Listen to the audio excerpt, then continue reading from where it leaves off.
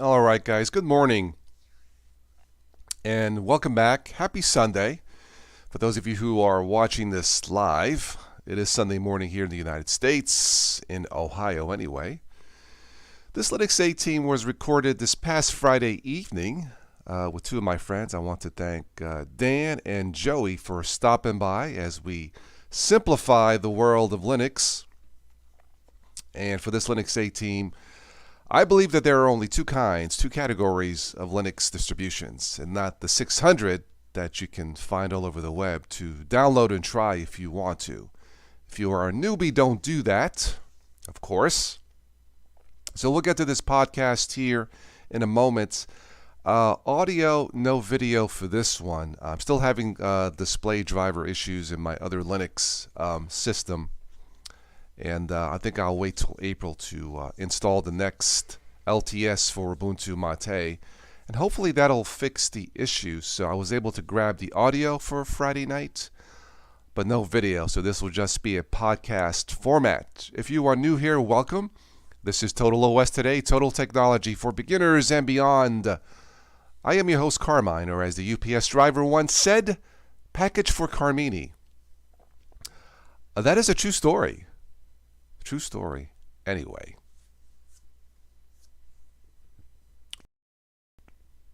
All right, I'm just getting situated here as I usually do Sunday mornings. I have my cup of tea. Usually for this morning, I have water. No coffee. I didn't feel like going out, run out, grab a coffee at McDonald's or make it. Just grab water for this morning. Yeah, so I have this. So I'm sure I'll miss most of you here from the live show. Sorry about that. I will catch you on the next one.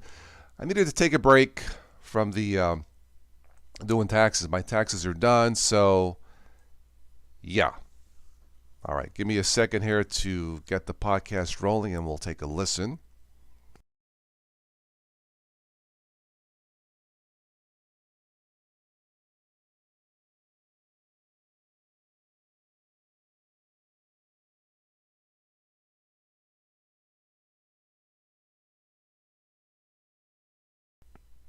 All right, the stream looks good. We're in the green, so let me get and fire up the Linux 18 podcast from Friday night. Approximately 15 minutes, I do believe. So let's take a listen. So again, we will simplify this and make Linux a little bit easier. At least for beginners, you don't need to look at all 600 base systems out there. That is way too hard, unrealistic. But let's take a listen into what I believe to be there are only two kinds of Linux-based systems. Let's take a listen. Hello, my friends. Welcome back to another Linux 18 for this Friday evening. My trusted, reliable Debian friend is going to join me tonight from here in the United States, of course. Dan is joining us again. So for this Linux 18 of two, we're going to talk about my thinking is there are only two kinds of Linux distributions. Only two. Because I searched the web. Okay, like I was pretending to be a newbie, right? How many Linux-based systems, how many Linux OSs are there? 600. 600? I'm like, that's way too confusing for a lot of people who are new to Linux, Dan. So my thinking is, right, yeah. So my thinking is there are only two. And of course, Joey Meatballs wants to join in. Let's get Joey in here. All right. All right, so Joey's joining in. I was hoping you wouldn't leave me here all alone with this guy. So I just noticed that. It was... All right. So as I was saying to Joey Meatball, that's not his real name, not the Meatballs, but anyway. So I was just saying, if a Windows user were to search the web, how many Linux OSs are there? 600. That's way too much, right? That's confusing, right, Joe? Yes. So there are only two kinds of Linux-based systems. Only two. I'm going to simplify for all the Arch and Gentoo. I'll be right back. Sorry. Thank you. No problem. I just remembered something. No, go ahead. Go ahead. He has to go fix his Arch system. No, but there are only two kinds of Linux system, or two. His Manjaro won't man up. Yeah, right. Two categories, Dan. All right. There's one category is, for newbies, your Linux Mint, your Zorin OSs, your Ubuntu's, right? That's the first kind. And the second Right. kind, everything else. There are 600 versions of. That's too confusing. There are only 2 kinds. One for beginners, and then everything else. What do you think, Dan?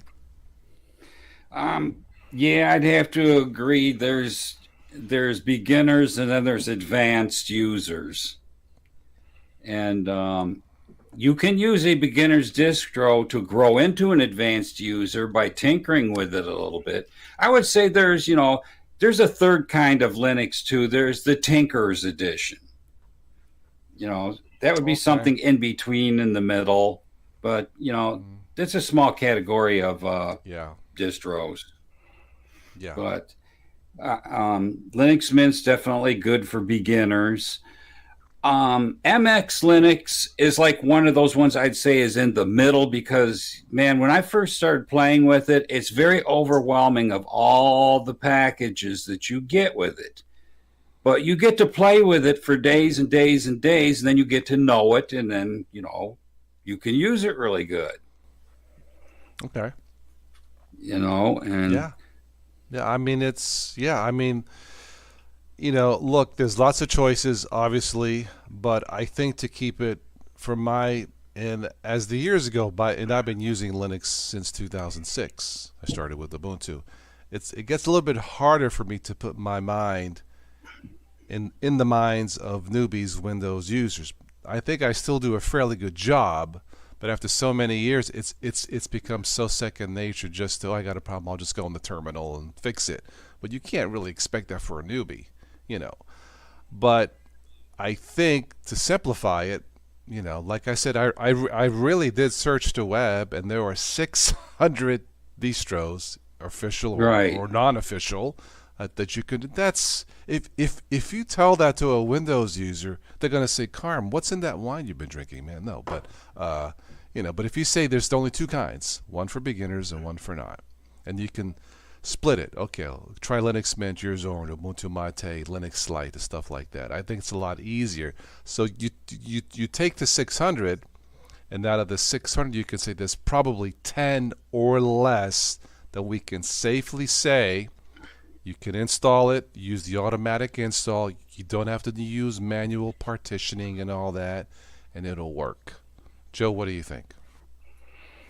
Well, I guess there's truth in that, but when you look at, again, I know this is it's not really, it's a guide, it's not a gauge. Yeah. DistroWatch having 100 of them in their list on the right side column. Yeah. Out of that 100, if you really broke it down, you'd probably have maybe a quarter of those that you regularly hear about. Yeah. That people are trying different things, maybe a little bit more than there, a third. Yeah. So having 600, to me, that's irrelevant because most people aren't going to hear about even remotely even close to that anyway. The other thing is with, I agree with, like me being on Manjaro now as my daily driver. I've been on it. I'm coming up on this summer will be 2 years, but there are still things that I still don't understand about it. And I'm fine with that because it's still part of the learning process. I've learned enough to leave something alone because of this if I don't realize for sure what it's going to do. I've had another drive in here forever that it's disconnected, but I've been wanting to clone it just in case I screw this up. I think that's a good idea too, especially I've got this so tweaked the way I want it right now. As a matter of fact, as an example, the kernel is the biggest thing to kind of not play with. I learned my lesson with that. If you're not sure how it's going to work, or you don't do it on your daily driver, like now they've got the 515. It's an LTS that's out. I have a computer that will not run that. That's the end of life for that computer is 515. Well, it's 515.21. That's good till I think 2025. Yeah, my Dell Studio will not run it. I have to run the 510. You're shorter, right, than the one I'm on now, the 510.98 or whatever it is.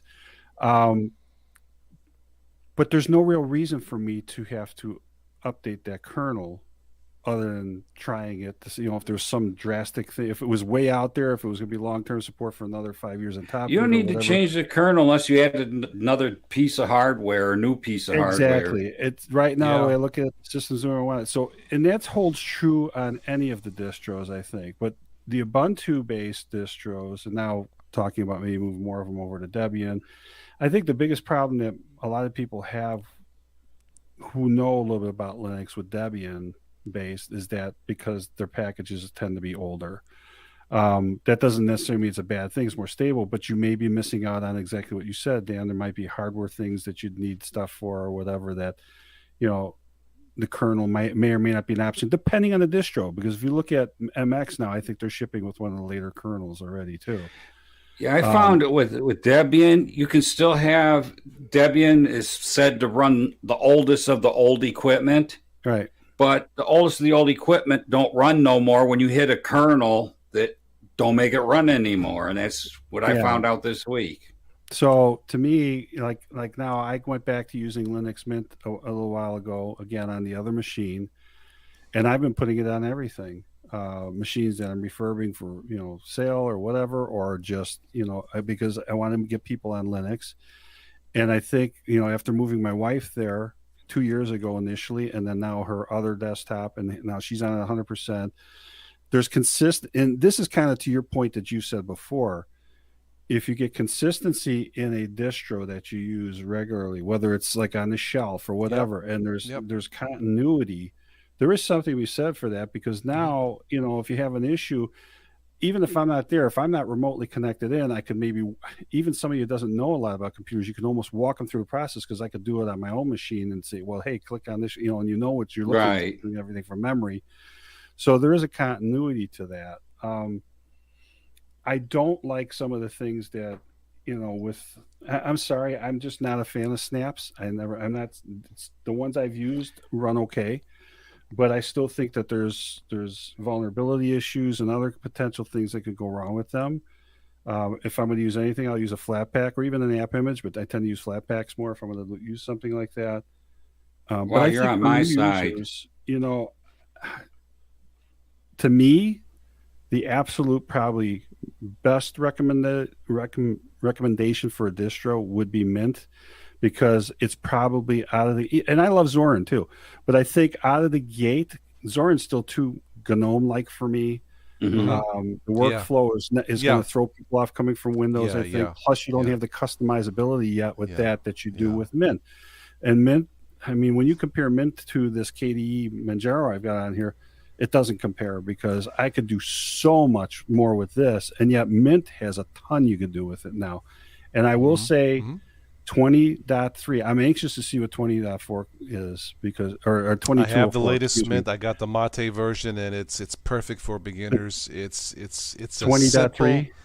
Is that what you have? Whatever the newest one is, I lost track. Is that what it? That's 20.3. The thing with Linux Mint and the Mate desktop, it's not a lot of flash like GNOME or Plasma, but it's not needed for it. But they just want it to work, Like I have one panel at the top in this Ubuntu Mate, and like everything drops down menu. That's all that I need, And I think most the thing I find nice that. about Mint is the compositor muffin. It works great with multiple monitors of multiple dimensions of gaming and all that. You don't have screen tearing and all that. It's great at handling even 2K monitors, 1440s. I got one 1440 and I got one 1080, and it plays nice with all of them. I loaded up Mint Mate in a VM just to take a look at it again. I think I mentioned this the last time we were on together. And I still come back to the only paper cut or niggle that bothers me about it is, again, when you go to move something around on the panel, you have to unlock each individual icon. Well, to me, why not keep, now you talk about continuity, why not have that be the same as what's in Cinnamon? Cinnamon, it took me a while to get used to Cinnamon too when they changed it to what they have now. But it is so much easier. But other than that, is it enough to make me not want to use it? Absolutely not. I think it's beautiful. Well, I think one last thing too about these two types, obviously, if you're a little more advanced and want it to be more adventurous, there are actually more than two types that you can download. But to simplify it for the 1.3 billion Windows users, you don't have to try all 600 types of Linux distros. That includes the forks and the official, like an unofficial. There's only two kinds, again, for beginners or not. Make sure you pick an LTS. LTS stands for long-term support. It's either going to be 3 years or 5 years. I think standard Ubuntu is 5 years. If you don't Pop do is that, still GNOME, ain't it? yeah. And I would choose the Pop over the Ubuntu. yeah, It's more refined. It's for somebody that likes working with tablets because it's like it's tablet a modified version interface. of GNOME, and it's fine. But even Ubuntu, I'll recommend because it's stable. I'll recommend anything that's stable. Why not? And it's 5-year support still, right? For standard Ubuntu. Right. If you don't pick an LTS, you look at it 9 months, you got to reinstall it, upgrade. That's a lot of work for a newbie, I think. So try to, it'll say LTS, long-term support. I think Ubuntu Mate is 3 years. Mostly, I was going to say most of the other LTSs are 3 years. Standard Ubuntu's 5, you know. And that's the two kinds of Linux-based systems for newbies. Either it's for a newbie or it's not. Two kinds. You don't have to look at all 600. Like Joe was saying about DistroWatch, there's 100 there on the right side. I think almost half of those are Ubuntu-based, it seems. Maybe a little bit less. It's for a reason. It's for a reason. You know, it works. There's Ubuntu, Lubuntu, Kubuntu, Linux Lite, Pop OS, Zorn. I mean, the list goes on and on. I think that as a user gets more advanced, you can try Arch-based like I did. I didn't care for it personally, but you know, and have a spare system, like a spare PC. Just Arch burned me too many times. But for me, as once I turned on the AUR, the Arch Useless Repository, as I like to, that screwed up the system for me. So that was there's one thing about Ubuntu that's kind of good and bad is if you have a problem, you can go on your search engine and you're going to find someone else that's had the same problem. Yeah. And the bad thing is sometimes you'll come across the problem and it's like 5 years old as the post on it. So it's not the latest thing for what you're using. So you got to kind of watch that. Yeah. Anyway, that's our thoughts on two kinds of Linux-based systems. So I think we'll end it for this podcast. Joe, you came in late. I can't record the video. I still got to screw up this display driver in Ubuntu Mate, but it records the audio perfectly in OBS Studio.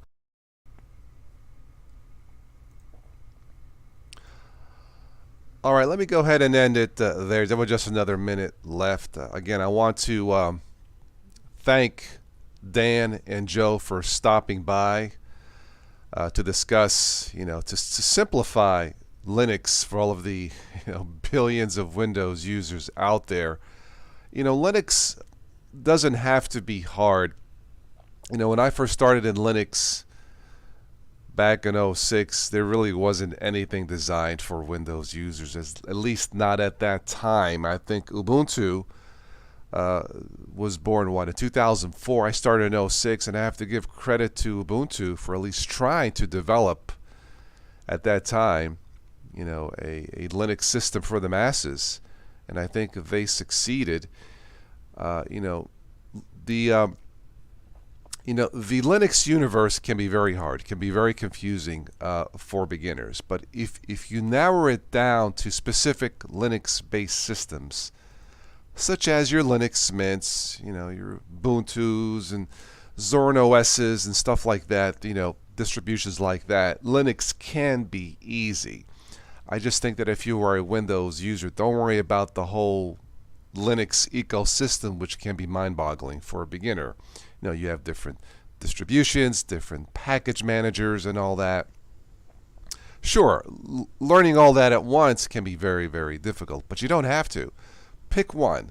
Let's say you want to pick a Linux Mint or a Zorn OS, two of the best for beginners. You pick one of those two, and you learn one of those two, and you should be fine. I still use Linux Mint.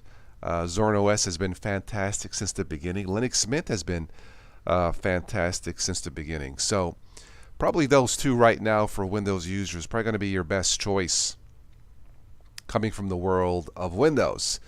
So, discard those 600 Linux-based systems out there that you may find on the web like I did. There are only two kinds or two categories. Okay, there's one category for beginners, and the second category, the ones that are not for beginners. It really is that simple.